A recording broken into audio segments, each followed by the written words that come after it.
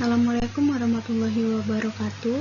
Pembahasan kali ini masih tentang teks laporan percobaan. Yang akan dibahas adalah KD 4.2 menyajikan teks laporan percobaan. Nah, yang akan kita bahas adalah langkah-langkah menyusun teks laporan percobaan dengan memperhatikan struktur, sistematika, dan kaidah kebahasaan. Kemudian langkah menyunting teks laporan percobaan yang telah disusun.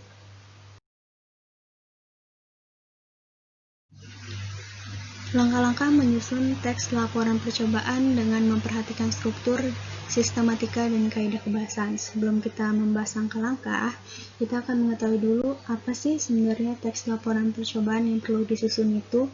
Nah, teks laporan percobaan disusun berdasarkan kaidah-kaidah keilmuan dengan kemasan bahasa yang bermakna denotatif atau lugas. Isinya harus benar-benar dapat dipertanggungjawabkan secara ilmuwan. Nah, bahasa harus jelas dan tegas sehingga tidak menimbulkan multitafsir. Agar dapat menyusun teks laporan percobaan dengan baik, data yang diperoleh dari kegiatan percobaan atau penelitian dan hasil-hasilnya dicatat secara jelas dan terperinci. Kemudian disusun menjadi sebuah teks laporan percobaan yang memenuhi kaidah keilmuan, baik dari aspek struktur maupun kebahasannya. Nah, langkah-langkah tersebut. Nah, yang pertama, itu menentukan judul percobaan sesuai dengan objek yang diamati atau diteliti. Nah, judul ini adalah nama percobaan yang dilakukan. Judul laporan harus padat dan jelas.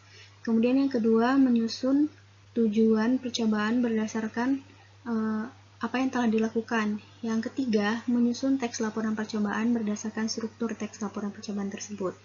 Yang keempat, menggunakan bahasa sesuai dengan PUEB atau Pedoman Umum Ejaan Bahasa Indonesia dan Tata Bahasa Baku Bahasa Indonesia saat menyusun teks laporan percobaan.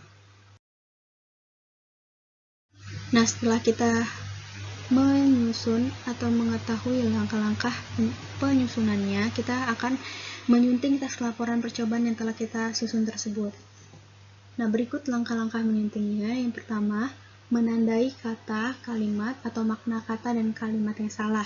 Yang kedua, memperbaiki kata, kalimat, atau makna kata dan kalimat sesuai dengan unsur kebahasaan. Kemudian, menulis kembali teks tersebut sehingga menjadi teks laporan percobaan yang baik dan benar. Nah, langkah-langkah dari menyusun dan menyunting teks laporan percobaan.